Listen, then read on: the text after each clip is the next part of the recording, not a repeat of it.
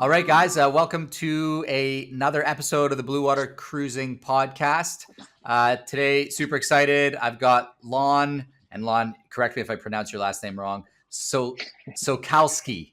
Did I get that right? Close enough. Close enough? Sokalski. Okay, Lon Sokalski here. I've known Lon we met Lon. Lon was in one of our courses that we did. Actually, I think it was the first course that we ever did. You were in one of the guinea pigs when we got started. And now Lon, as you guys can see by watching this, is sitting in a very beautiful bay in New Zealand on his catamaran. We'll get into all the exciting stuff and the boat that he's on as we chat, I'm sure. But just a brief background on Lon. Lon's from Canada, fellow Canadian like myself. Though I think you didn't live anywhere near the water. You were in Alberta, which is awesome, and has made the transition with his family. He's got two kids, 19 and 14, into the cruising life. So I'll let you, Lon, give a bit of more of a background on yourself, and maybe we'll start off if you can just tell me, first of all, why? Why, being from Edmonton, Alberta, why did you want to go blue water cruising? Yeah, so it goes quite a ways back. I just always remember when I was younger wanting to be on the ocean for some reason, and I don't really know why or what drove me to that because I'm terrified of deep water. Okay. So that even makes it stranger. Catch me in the ocean is, it's tough at this moment, but we go in little steps, small steps. Okay. But and then just as things went on, met my wife. We've done a lot of traveling. Then we had kids, and then started watching some of those shows like Zatara and whatnot. So, and then I was like, I said to my wife, "Let's go do this," and she's like, "You're crazy, never." So I got her starting to watch these shows, and all those shows show kind of the brighter side of it. Yeah. So she got very interested. So we went down to. Just before COVID hit, we went down and took sailing lessons in Grenada and the Grenadines and whatnot, St. Vincent and the Grenadines. And then that gave us kind of just a little glimpse into maybe we could do this, and we felt a little more comfortable with catamaran. We spent, I think, 10 days on a cat learning, and that's the only sailing we ever had. Okay. I was willing to just jump into it, but that gave my wife the confidence to do it. And then we just said, okay, let's start doing this. And then COVID hit and delayed everything. But what it did give us time to do was kind of reflect and see how we wanted to approach it and slowly divest of everything. So we just started selling stuff, and eventually we divested of almost everything. And then finally our house, and then we kind of rented a place for the last 6 months, and both our works gave us sabbaticals to leave for a year, and then we'll kind of reassess in August what we're going to do. But so that kind of gave us time to plan, and so that kind of is how we led into it. Just a little bit of a kid dream that turned into a family dream, and thought, we're both travelers. We've lived in other countries and been expats, so we kind of just thought, let's do this. Amazing. And honestly, we just said, once I decided to do something, we just end up doing it. Because if you put your energy toward it, it happens, right? So 100%. And kind of how we got here and kind of the why is, like personally, I needed a break. I think you have a similar background. I was feeling a little burnt out with regular life. COVID really kicked the living, out of me. Okay. So I needed a break.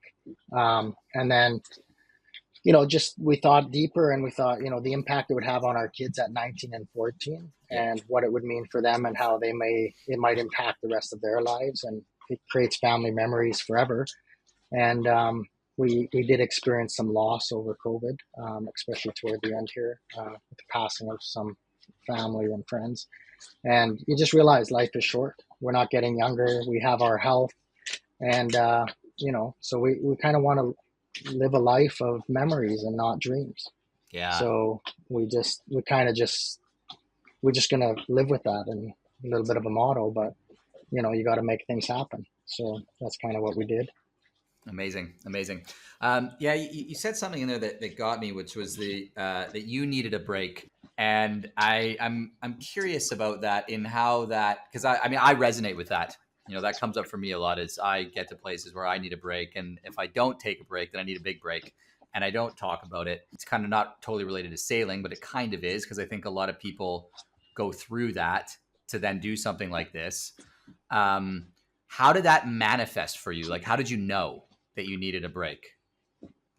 It's not the first time in my life. So I kind of, I like to think I work hard and put a lot into what I'm doing and put a lot into the family and stuff. And then it just builds and builds. I like to do a lot of things for a lot of people. And I think it just builds. And eventually you're like, okay, I need, I need a change. Yeah. And the way I deal with it is I make a pretty drastic change and change quite a bit up. Just so it feels like a new beginning, even though, maybe it's a continuum of the same one. But, that's why we like to move a little bit. That's why we've been expats a few times. And that's, we just like to shake things up and live a little. That helps me restart and just reboost, really. Yeah. So this was really something, I mean, it's for the family, it's to create that environment, but it also was primarily, it's for you to re-energize, regroup, to give you something for yourself. Yeah, for me, it was one of many. I mean, I could have kept going on and probably been getting a little grumpier every day. But, I'd rather be, the happy Lon versus the grumpy Lon. And, yeah. And then I think all the other things are the kind of the broader, more impactful things than just me. It's more the positive impact on the family and the kids and how it may impact their future lives. They were both very hesitant to do this. I mean, it took a while for us to convince our son to come out. Now he's out here, and now he wants to plan backpacking trips with friends and stuff. I mean, that's a far departure from I don't want to leave Edmonton. And my daughter is 14, and she wanted to go back to Edmonton. Now she's like, I don't know where I want to go. She goes, let's go live somewhere. Amazing. So it's catalyzed a change in perspective for the whole family. Yeah. That's super cool. I want to dive into that a little bit, because I think there's a lot of people that watch this, that see what we're doing, that have families that are in similar situations. And one of the questions we get asked the most often is, how do I get my kids on board with this? There's a lot of people, especially you have a 14-year-old daughter, I think, right? And that is like the age that we get a lot of questions where, like, my daughter's got friends, she doesn't want to come. Do you have any like secret sauce around that worked, or was it just? I'll leave it over to you to. Do you have anything you want to say on that? I mean, we kind of left the 19-year-old, my son, just up to, if you want to come. We didn't want to badger him and put too much pressure on him, and we knew he'd eventually come and check it out, and we knew he'd love it because he likes to travel and likes the ocean. And I mean, he could name every sea animal at 4 years old, I think. Okay. And my daughter, little less into it, but again, really likes to learn. And she self-learned. I'll step back a little bit. During COVID, she started home doing, school from home online. And she found she was much more efficient and productive. And she asked if she could just do correspondence, which is essentially teachers are available, but there's 0 classes. So she just learns 100% on her own and just dials in for tests through the internet here. But so she did that for 2 years before we left. So she was already in sync with doing school remotely. And so the impact from her schooling life was pretty nominal, to be honest. With FaceTime and everything, she still talks to her best friends. Okay. And the way they communicate these days is through that phone anyways. Yeah. So to be honest, I think day to day hasn't really impacted too much. And at 14, they spend a lot of time in their room anyways. But, as far as the secret sauce, I think you just have to, I don't want to say drag them along, but somewhat drag them along. And I think it sorts itself out. I really do. I mean, I don't know too many kids that don't look happy out here that are really experiencing something no other kids are. Yeah. I mean, my experience is exactly that. And it's exactly that in that you kind of, you just have to drag them along. I think I'm a big believer in, you got to live your life for you and do the things that are going to make you happy. And then you're going to have happier kids. Otherwise, what happens is you just end up resenting your kids if you start trying to make decisions to try and keep them and everybody else happy. Yeah. Yeah. It's something that we constantly get asked. I think also about dragging them along. I think commit, like it's only a year commitment really, and then we'll make a decision. So it's really, she sacrifice 1 year and then we'll make a family decision. If anyone's really miserable, we won't continue. Right. Yeah. But if everyone gives it a full year, then everyone's given it a fair shake. Yeah. So is that what you guys are doing? You've committed for 1 year. When is that 1 year deadline come up? Well, both our sabbaticals are over in October. We'll probably be back to work November 1st. And okay, we'll probably make a decision in kind of August because we need time to sell the boat and everything. How that goes. So. Okay. Yeah. Okay. So you're into it for a year, and then, but is there a chance that if it goes well, that you might go longer? I've kind of skipped way ahead in the conversation here because this is normally where I get at the end, which is like, what's next for you? But we kind of got here in the beginning. But yeah. When I'm gonna leave it up in the air because I honestly don't know. Yeah. And we kind of all committed to not answering that question until August. Yeah. Yeah. Cool. I know. We don't know. I mean, it could go either way. Cool. No, and that's great. I mean, it's good to know that. I think that is a super important point as well. I think a lot of people that think about, I mean, I can't tell you the number of people I talk to about this lifestyle. And I say, so what do you want to do? And they say, well, I want to go sail for the rest of my life. You know, and I honestly, I don't know anybody that's ever done that's ever gone sailing when that's the timeline they put around it. The only guys that I know that do it are guys like you, that it's like, we have a defined short amount of time that we can actually make it real for. We really can make it real for. And then you go from there. And some people do. I know lots of people that only sail for a year. Some people 2, some people 3, not that many, much more than that. Yeah. Yeah. And when we talk about kind of the bit of the budget part, I mean, I'll expand on this too, but I think that's a consideration too, is how are you going to live that first year? Like we took a 21-day land vacation that, you know, so it's not cheap. And that you might not do that at all if you plan 5 years of sailing, right? But we're like, well, we're never coming back to New Zealand. Well, we might, but it's halfway around the world for us Canadians. So it's kind of like, we're here, let's see it all. Yeah. Yeah. Yeah. Or come up with another source of income while you're going. But like we thought of YouTube and we thought of all that, but honestly, like I was trying to get away and I needed a break. I wasn't looking for another job. Yeah. I was looking for a break, and that's kind of why we decided to go the route we went, is just to be kind of, you know, a little bit more low key and just time with the family and create some memories. Yeah, that's amazing.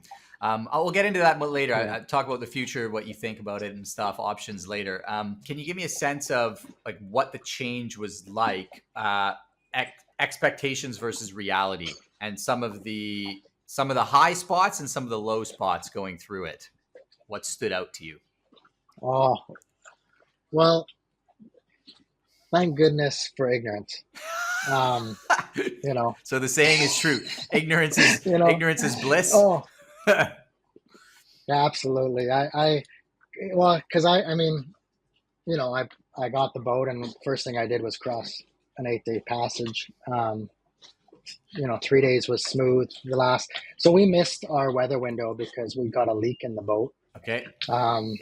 And we had to go back. We were 8 hours offshore, and we had to turn around. And love the Fijian people, but they were amazing. We got there, I think, back to Fiji on a Friday. They hauled us out, patched it up, and we were off by Sunday or Monday. Like, it was amazing. We had enough weather window to go. Was that in Vunda Marina in Fiji? Yeah. Good place. So that was my first experience. Like, got the boat, and then there's a leak. So I was like, yeah, that sucks. Gosh, what was leaking? There goes so they had put on lights underneath. Okay. And I think, hopefully I got this right, but I don't know if they did them themselves or not. But whenever we would put up the sail and it doesn't really. Yeah. But a lot of pressure goes on it.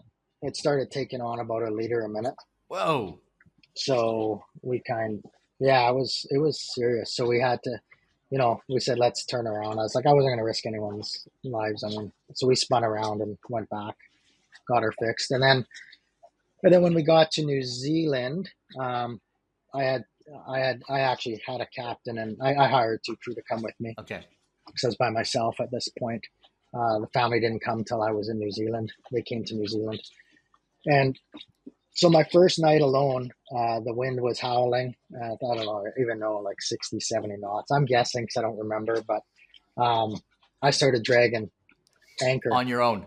And I hadn't really driven the boat yet on my own. And I was by myself on the boat. Oh, that's the worst. So I didn't know what to do. I mean, I had no clue. So I used to think fast. So all I did is I said, okay, I'm going to match the speed. I turned on the motors and I just drove into the wind to match the speed so I could lift the anchor.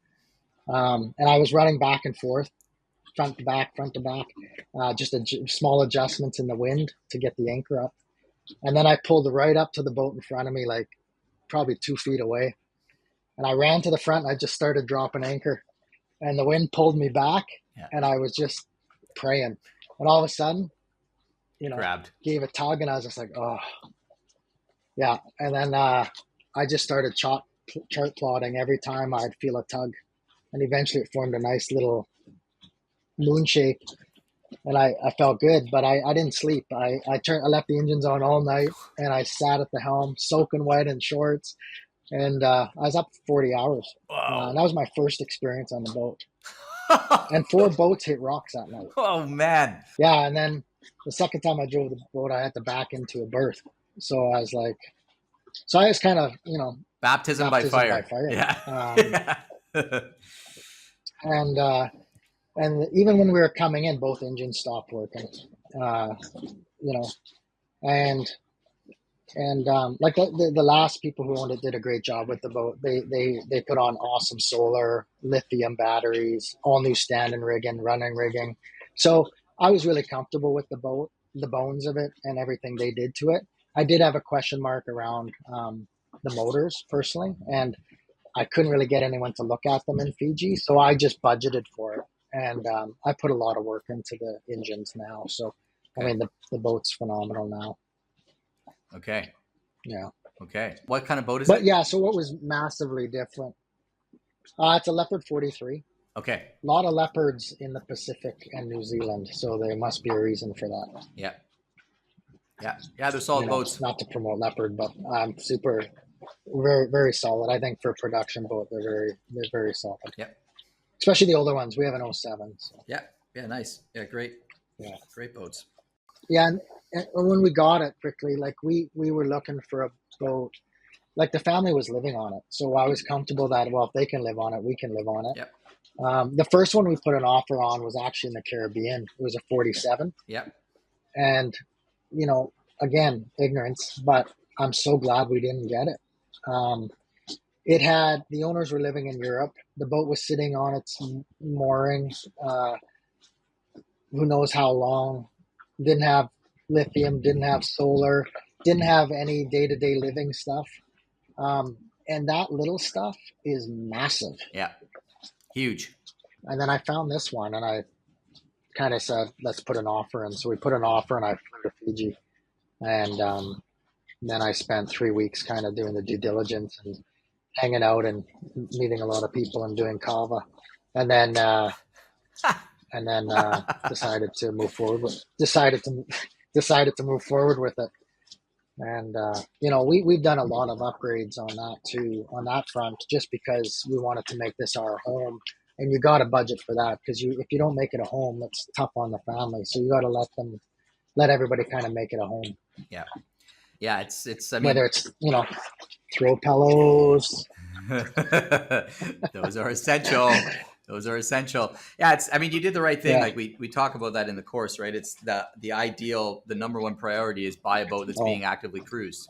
Otherwise, especially if you're doing something like you're doing, where it's like, you've got a year and you want to get out there and you want to start living the cruising life. You don't want to spend 3 months of that year sorting all this little crap out.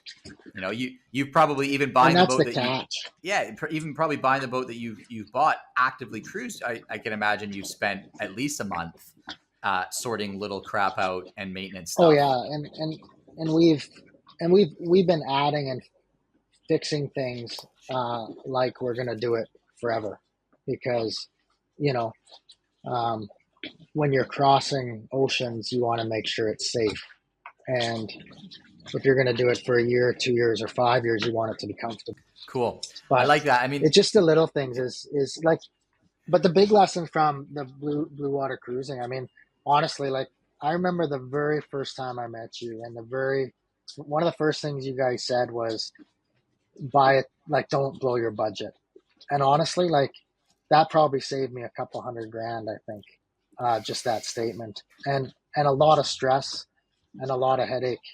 And so we kind of tried to steer it to the bottom end of our budget, knowing that we would have to put in money into the boat to make it one safe, kind of do what they didn't do or didn't want to do, and then, but everything we do is like we're keeping it forever. We don't scrimp on that, nothing. Because we don't know our decisions, so we want to make sure if we do it longer, we're in the boat we want. And if we only do it a year, then the next person, I guess, can pick their colors on the upholstery. Yeah. Amazing. What's that's kind of our rationale. I mean, yeah, it sounds you're doing it the right way for sure. That is the right way to do it. There's nothing worse than being in a boat that you paid a lot of money for, and then being like, oh my God, I've got to spend all this money to try and get it to where it needs to be to actually then enjoy it. It's terrible.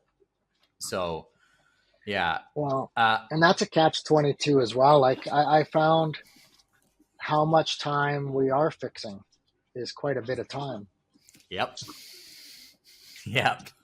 even though you said the boat was actively being cruised, and even though like you did all these things right, you're still spending you still find yourself spending quite a bit of time fixing it. Well, sometimes the fix is like 10 minutes, but for me to research it, read on it, figure it out, talk to the manufacturer, it's probably a 3-4 day process. Yeah. But the good part of it is it's all happening here in New Zealand, not in the middle of South Pacific. So every time something happens, it's a bittersweet. I'm kind of like, oh, good, it happened in New Zealand. Oh, darn, it's going to cost me money. But, we don't want to get to Tonga and spend a month in the marina. I'd rather get all the bugs out here, and then hopefully it's smoother sailing. Like even the little things, like another quick story. We were in a bay.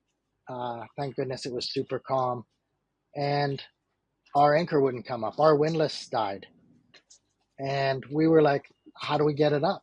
Well, I mean, we had no idea, What'd you do? Simple thing. I mean, you just so we just waved kind of the neighbor. The neighbor came over, this 80-year-old guy in a Speedo, super nice man, came on board. He's like, hey, I'm 80. You're going to have to do the work, but I'll tell you what to do. And I was like, no problem. You're saving us. And it was a super calm day. So thank goodness, because our boat couldn't go anywhere, because it was windy. I'd be really worried. Yeah. So I just cranked it up. He, released the clutch. I brought it up by hand, and we went to the emergency dock, and the marina gave us the emergency dock. And, I know all the mechanics by name at this point. They came over and put in a brand new windlass. And that's the other thing is, so now we know if the windlass dies, what to do. Yeah. Secondly, we don't have to worry about the windlass, because the way I've been replacing things on the boat is if the cost to fix it or the cost to refurbish it is just a little bit less than a brand new one, I just get a brand new one. And, now I don't have to worry about it for 15 years. Yeah. So yeah, it's that kind of stuff. And those little lessons, like it's huge. Yeah. Right? Yeah, it's the little things that take the time to learn. I don't know if you remember in the course, I told the story. There was a guy and your story is great. I love it because you've done something very similar to what we did. We bought our boat in New Caledonia. I sailed it from New Caledonia. I'd never done an offshore passage to New Zealand. We spent the exact same time you're sailing New Zealand, doing what you're doing in New Zealand, and then we left and went to the Pacific. And so I totally get what you're going through. And it was when I went to the Pacific that I think we probably didn't spend as much time as you have fixing some of the stuff that needed to be fixed on the boat when we bought it. And I was like, we're just going to go. And when we got to Fiji, on the way to Fiji is when we had the generator die. The main windings burnt out, which was insane because the thing was only they must have got seawater in there at some point because it was only it was like a new generator. It was 3 years old. A guy told me he was because it was one of those moments where I was really down. I was like, oh, this sucks. How I couldn't, it's a one step at a time thing, but I couldn't see the last step of how to fix the problem. And a guy told me, he's like, look, Chris, you're gonna spend 2 years fixing everything on your boat, and it's gonna suck. The good news is, after 2 years, everything's gonna break again, but you're gonna know how to fix it all, and it's gonna be a lot quicker and easier. And that actually turned out to be almost. It almost turned out to be exactly true. Actually, it was almost 2 years after he told me that. Everything had broke. Every system had broke on the boat, and then it all started to break again. But I didn't have that. What you're talking about, where you're like, okay, I know this. Okay, what is this part? What is this system? Where's the manual? Get the manual from the manufacturer. Yeah. Have it all that had all been done. So the next time around. Yeah. So and we're doing a little bit I am doing quite a bit of proactive stuff as well, like the through holes. I had the through holes redone because I don't know when they were done, and a lot of them are getting corroded. So I thought, I'm just going to proactively get them done. So thank goodness we got them done. 3 just snapped, no problem. But now the through holes are good. Just peace of mind. A lot of it's peace of mind for me, especially if you're with your family. You can't put a price on that. Yeah, that's what I was going to say. Not that I'm expendable. No, not that I'm expendable, but yeah, you think differently when they're on board. Yeah, 100%. 100%. So if you had to pick big things that stand out to you, expectations versus reality, what are what were the big misses there for you maybe, or the big adjustments that had to happen, or was it all pretty? Did it all kind of pan out relatively around the way you expected? No, not as expected. I'd say that getting here was all nothing's been expected. Actually, I can't think of anything that was expected, but nothing's been horrible. It's just different than I expected. Okay. I think the adjustment period was longer than I expected. Mm-hmm. And probably a lot of learning on my part with being more patient. Okay. And I probably still got my wife shaking her head. So I got a long ways to go still. But being patient, being a big one. And it's really just patience with everything. You got to remember, all the resources are in a marina. All the resources are being pulled in 1,000 directions. And so, every morning I'd get my coffee. I'd go walk by all the people I have working on the boat to make sure they know I know that they're there and I'm waiting for them. Just little things. And then they, hopefully come show up to my boat first. And then you just, try and be the nice guy. I don't want to be the loud guy who, gets things done. I want to, make a lot of friends and people like us, and we like them, and get things done on the good side of things. That's a very Canadian approach to it. But yeah, and then when stuff happens, just like stuff happens in Fiji, I remember we were coming back in, and they're like, "You're coming back?" And I said, "I missed you guys." And they just started laughing, and then, they just helped us out. So, I think, if you pay it forward a little bit and be nice to people, you kind of get that reciprocated, hopefully. 100%, man. But 100%. To your question, the reality is, and patience, I could do way better at asking for help more often. Again, I'm a little bit of I like, oh, and it doesn't hurt. I mean, in the long run, I'll probably be better off because I'm reading stuff and learning it. And then I'm letting the pros do it. I'm watching them do it. So I'm learning it. Just little things, like tons of little things. The little things are endless. I mean, I still don't feel like I know everything. I know very little, to be honest. But we're faking our way through it and being cautious and conservative and, living it, I guess. And that's the biggest part. I think, like I could probably pick apart the reality versus, what we thought it would be. But I remember when we moved to Taiwan, for instance, it was hard. We couldn't speak Mandarin or Taiwanese or nothing. And there was a big adjustment period. But after that year of living there, it's one of the best things we ever did. And a lot of things we always reflect on it. And I feel this will be the same. It's hard while you're doing it. It's challenging. You're learning lots. But that's what makes it so rewarding as well. And when you're done, that's what makes up the good stories. Yep. Yeah, you can't have the highs did I without like the dragging lows. anchor in the middle of the night? No. And did I like dragging anchor in the middle of the night by myself? No. But I didn't crash the boat and I survived. Now it's a hell of a story.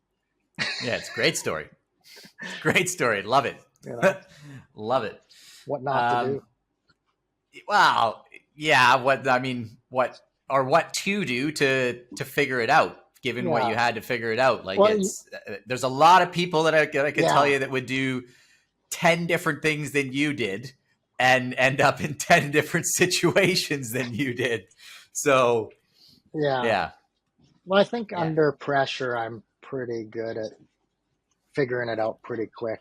And I've been tested several times already in this short 6 months to kind of support that. I'm getting more confident in myself. Like, I think I've always been half decent at that, but I'm realizing maybe I am half decent at that. Yeah. Well, you absolutely are. You have to be to do what you've done. Yeah. I think it's one of the prerequisites for people that actually do this.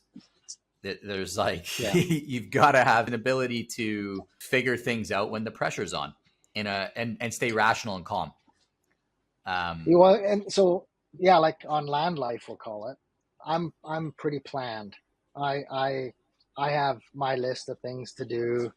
I know how much I'm going to put away, what I'm going to save, what I'm going to buy, where I'm going to go, everything's planned. I have a to-do list, never goes away, but I do it when I want to. You don't get that luxury out here. If your windlass breaks, you don't get to do it next week. You have to do it now, whether you want to or not, whether you like to or not. You got to pay for it, whether you like to or not. It demands you in a different way, and in a way of necessity, really. Where in land life, you don't have that urgency and necessity like you do on the water. And I think that's a big difference because I'm a planned and calculated person. You can't plan. You can plan the weather and hope that, predict wind is right, I guess. But the reality is you can't plan where you're going to be in a couple of days because you don't know what the weather is going to be. You don't really know, there's a ton of unknowns that become known as the day. Like even now we're like, oh, should we stay in this bay? Because the wind might come that way. We might want to skip around the other side of the island. At home you turn on the TV and you don't really care which way the wind's going. I've never talked about weather so much in my life. I mean, nature dictates your decisions to a large degree. So yeah, like it's a different urgency, and the to-do list doesn't now. I still have one, and it doesn't go away, but it's you have to be on it all the time. I try and do one thing a day just to keep on top of it. Right. That's super smart too. You mentioned one thing that was super helpful about what you learned from us in the course. Is there any other things, big things that stood out for you that were helpful along the way in making the transition? So it's and I'll be honest. So the money thing is, I'm a banker. So I mean, the money thing resonated with me. I was like, oh, good, I get to save money buying a boat by buying an older boat. And I've heard all the stories out here of people buying brand new boats, and it's costing them more than it's costing me. So, and the saying, it doesn't matter what boat you're in, the view is the same. So, that stuff resonated with me, and it really helped us out. on budgeting and planning, which, is my thing. But I think the one that is those discussions with your family, but like have real discussions and really understand what they want to achieve from it. Because, um, yeah, I think it's a big learning curve. It's big for me. I think it's bigger for them. Yeah. Because where I might get my hands dirty and be figuring it out, it's still an unknown to them. But, Yeah. and that takes even longer than it takes the person who wants to do it. Yeah. So creating, so just having like the framework and the context to have some of the conversations around what the change is like, set some expectations that made it less, less volatile going through the change. I mean, it's volatile enough as it is, I suppose. So, well, when I was going through the course, I kind of was like, oh, well, really? I kind of didn't put a lot of stock into that stuff. I'm glad you said that. I'm glad you said that, because I hear that all the time from people that are going like everybody, and I'm glad we're talking about this, because like out of all of the conversations that I've done like this with people that are actually where you're at, that are out cruising, that have gone through the course, every single one of them is, when I ask this question, has said this, that this is like, it's the first, whatever, 4 modules of the course where we get into the relationships, we get into fears, we get into things like that. They've said that those were the most impactful, but they've also said that at the time, they didn't really pay attention to it, or they kind of did, and then they only realized it now. And every single one of them has said to me, you need to spend more time on that. And I'm like, well, we spent quite a bit of time on it anyway, and they're like that, but I didn't pay attention to it. Well, I think what happens is, I'll give you a good example. Like I was working from home, divesting stuff, and during COVID, and my wife was still going out of the house to work, and the one kid was going to school, one's at home doing it, but everybody was doing their life. And I was kind of doing life, but also planning for this, kind of as a sole planner, really. And then obviously involving my wife when we wanted to look at a boat.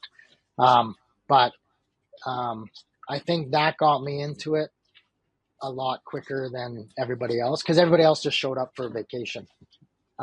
Where I was kind of like, I was already a month in with the boat before they got here. Yeah. So we started at different timelines, and because of my direct involvement, my timeline was even shorter, where theirs is probably still going, still longer than mine at this point. So I think including them immediately, whether it's even looking at boats, I would have the kids involved looking at boats, because it just gets them thinking. It doesn't matter if they have input or they don't want to do it. It's really just to get them a little excited, maybe, or get to see the boat, and they can start thinking, envisioning their room on the boat, or picking a color for their room. Like, it doesn't matter the degree, it's just involvement. Yeah. I love it. I mean, I love everything you just said there. To me, that is the crux of the thing.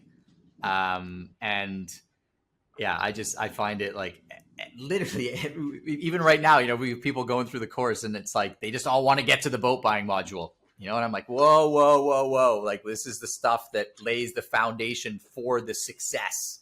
If you want this to actually work well with the family. Like the boat, I mean, you want a trustworthy boat that's going to get you from island to island, we'll say, but the boat overly doesn't matter. I mean, as long as it's safe and it's operational, we'll say. I mean, what really makes it the lifestyle is by adding throw pillows. Yeah. That's it. No, I'm just kidding. But also like stuff like, and the thing people don't budget for, like, like we wanted a kayak, so we got a kayak. We just ordered a foil and board and wing, for example. Like, you want to do that kind of stuff, and you got to set aside money for that stuff, because if you're just going to come, it's like retiring. If you're going to retire and sit at home, is that retiring? Or if you're going to come sail, are you just going to sit on your boat and do nothing? Like, you have to, like, our dinghy's a little bit big for us because we're not going to be, like, we water ski and stuff at home, but this boat's not going to get me up anytime soon. It's a 30 horsepower. It's a huge dinghy, great for offshore. But once my son leaves, it's me, my wife, and daughter. We can't pull it off the beach. Okay. So we want to downsize our dinghy, right? So just, it's those things, those costs that you have to think about that make it practical for you. Like, I don't want the fastest dinghy. I don't want the most beach-worthy dinghy. I want something that does everything okay. Yeah. Yeah. Well, it needs to. Some people might want the souped-up one. Yeah, the way we put that is, it's identifying what you value, like what brings you value in that lifestyle, and then knowing what to add to the boat, or what to bring into that life that's going to bring you value in the lifestyle. And I think that's where some people get lost. Yeah, like the prior people, they had a freezer and a fridge. Well, yeah, they had twice the people we have. They had 8 people on here. We got 4, and now we have 3 freezers and 2 fridges. Did you bring a moose with you, or what? Well, we like our cold beverages, and we love ice. So those are things that are luxury out here. The extreme luxury out there, yeah. But they're necessities if that's what you value. All right, we've covered quite a bit of ground in that, and there's a lot of like real nuggets of wisdom in there, I think, that you've offered. So thank you for sharing those, especially for people that are thinking about this. I've got a couple questions. First off, like, we touched on this a little bit at the beginning. What is next for you? I mean, there's the option of what's next where you're at now? Because you're not staying in New Zealand, right? You are heading out of New Zealand at some point here to go some point soon. So that's another thing. Like, we weren't sure, like, my like, I give an example. My daughter's not comfortable crossing, so she's actually going to fly to Tonga. And I have a buddy coming. I have a buddy here and a buddy coming from Canada, that the 3 of us are going to take the boat to Tonga. Dude, we're going to stop in Minerva. I love this. Like, you're literally doing exactly what I did. Like, that's like literally that's what I went, like, New Cal to New Zealand on my own with crew. Like, family came in when I got to New Zealand, or actually we left the boat for a bit. That was a bit different, and then leaving. Yeah, Sao didn't want to do the crossing. Kids didn't want to do the crossing. And so I had a bunch of people that I did the crossing with. We stopped at Minerva. Now, I just hope your generator doesn't break, knock on wood, because that's what happened to me. So don't do that. So I don't use my generator. I've only, to be honest, it doesn't even, I'm getting it fixed right now. Well, it worked, so I shouldn't say fixed. It always worked, but I'm just getting every little component that needs replaced. But I actually don't need it. I've only started it 3 times in 6 months, and it's just to show people that it works. It was not to use it, because it's a sight for sore eyes. But it's a good backup. But with all our solar and lithium, we actually don't plug in or use any. Yeah. Perfect. Okay, so sorry, that was a distraction. So you're going New Zealand to Tonga. You're stopping at Minerva, which is going to be unreal, by the way. Just be careful of tiger sharks, because they are sometimes there when you're swimming. But Minerva's out of this world.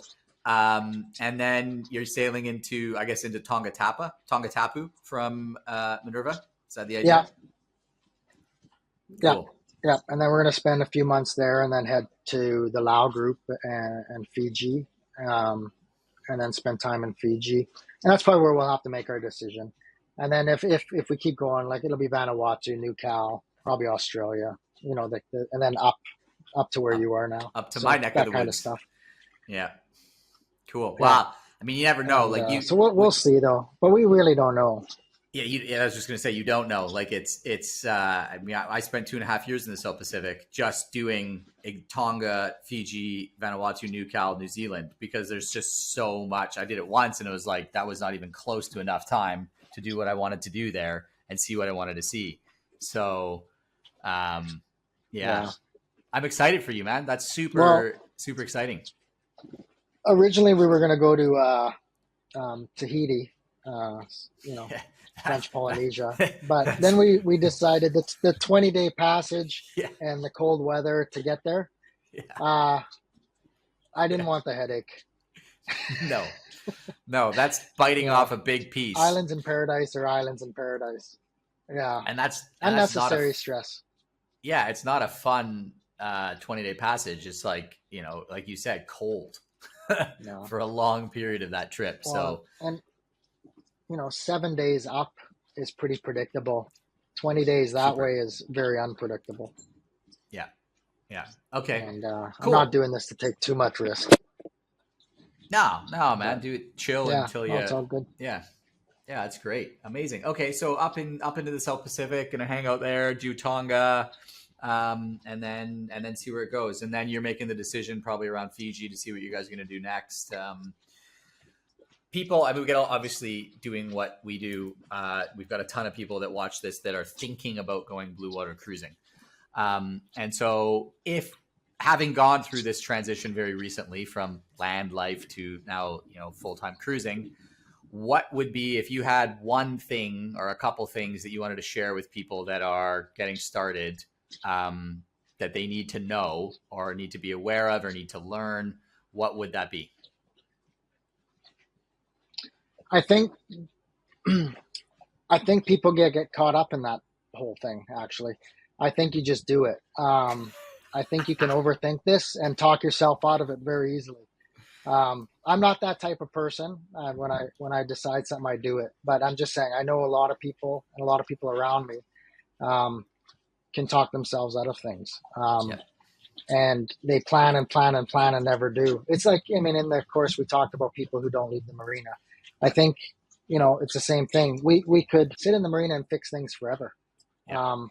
Like we had a water maker, little part broke and took me 4 days to figure out. I ordered the part, took 3 weeks to get here. I could have sat in the marina for a month.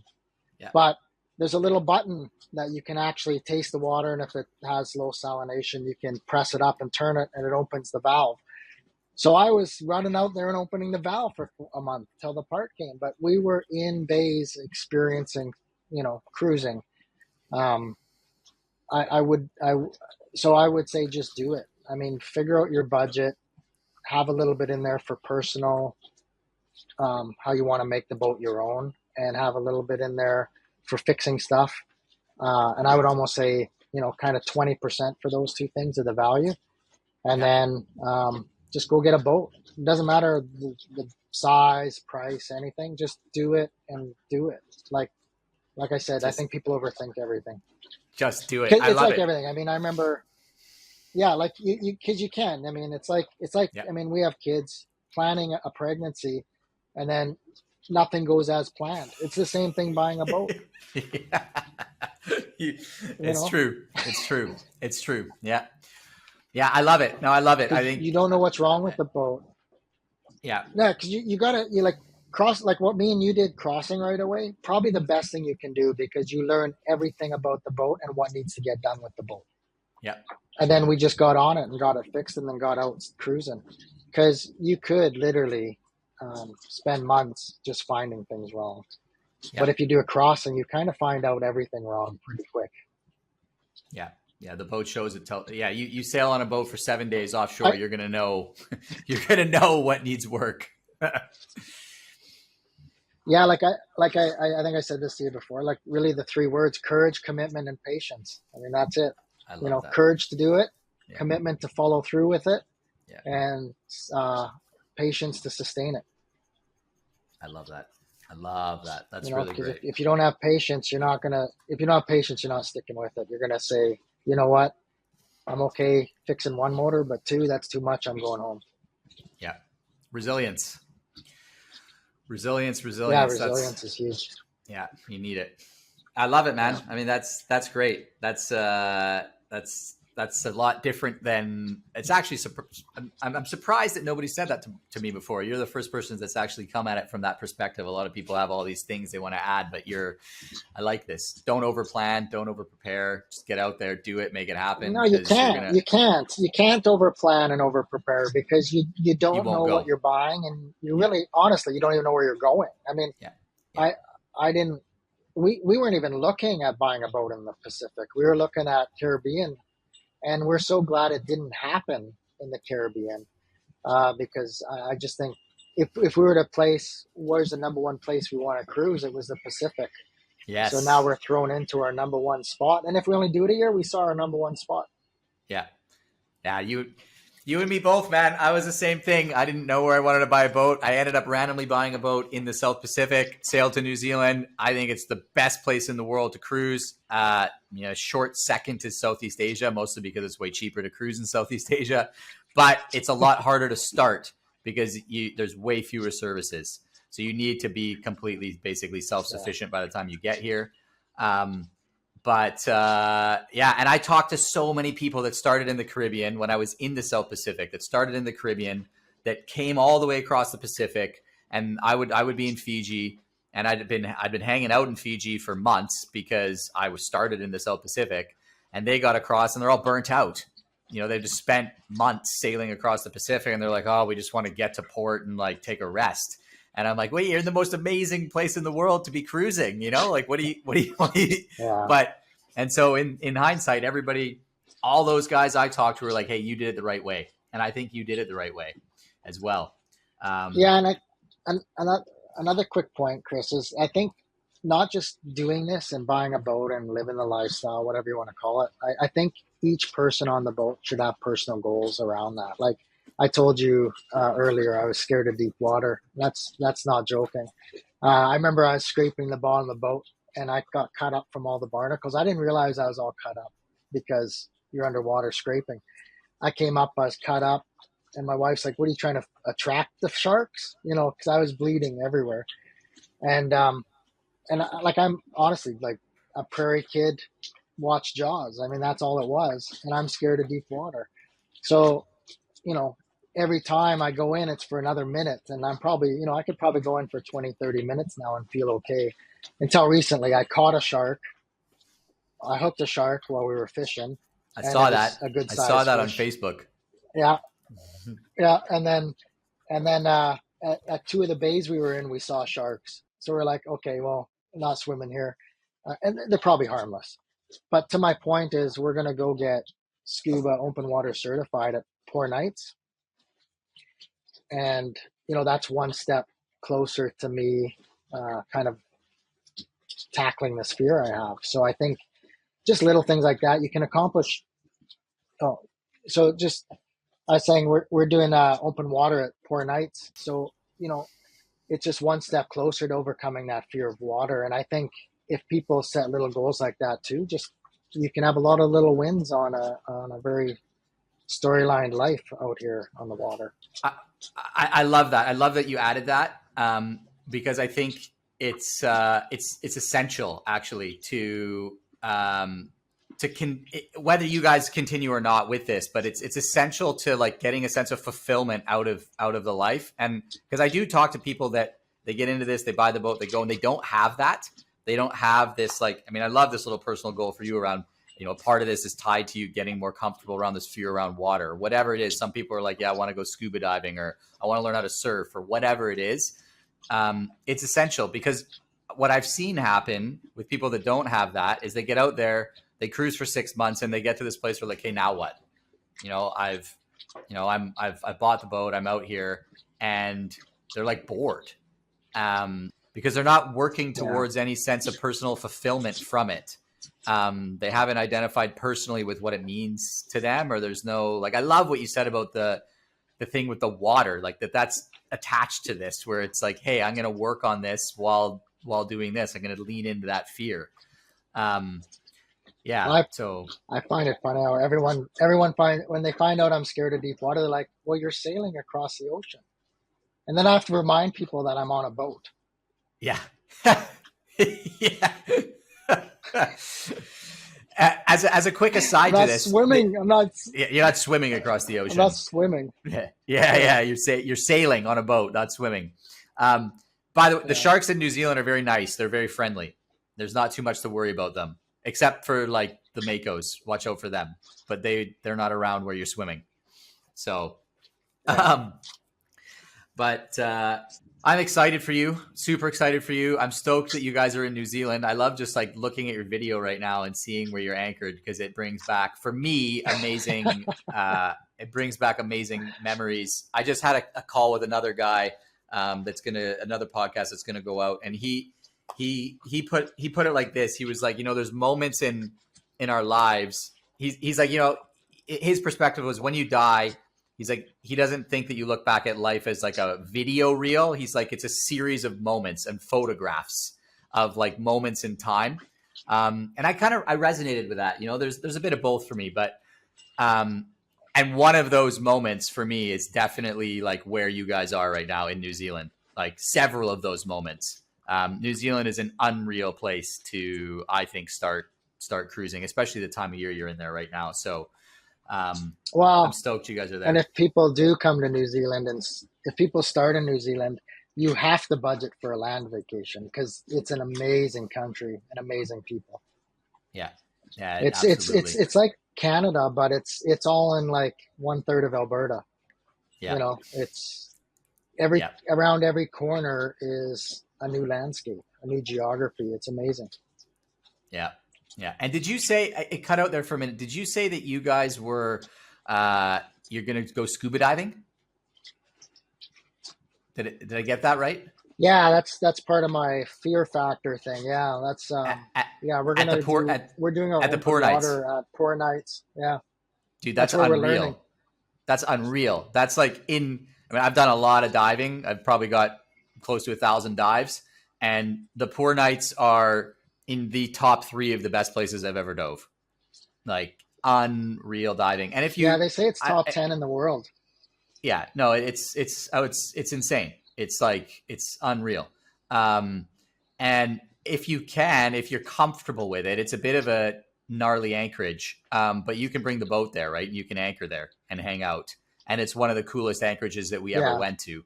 The weather's got to be right, and it's a bit of a gnarly anchorage to get into. But when you have good calm weather, like if you guys can do it, it's like it's next level to be able to anchor and then just snorkel around and hang out. There's just big schools of fish that will just live under your boat while you're anchored there. So you just you don't even need to dive. You just hop in the water on the swim ladder and look under your boat. And there's not that many places in the world where you can do that. It's a unique one.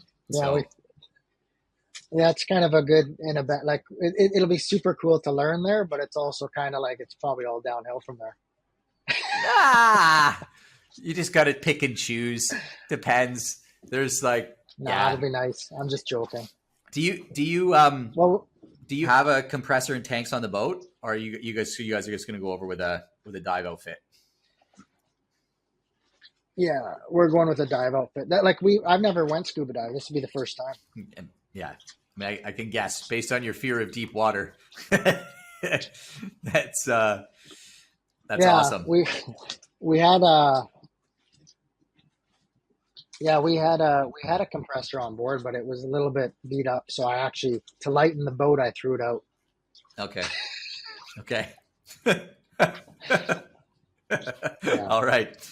Cool. Well, thank you, Lon, for taking the time out of your adventuring around to hop on and share some wisdom.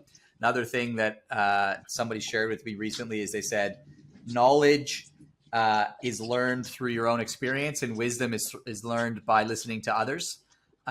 So I appreciate you taking the time to share the knowledge that you've learned so that hopefully people can pick that up as a bit of wisdom as they move into this.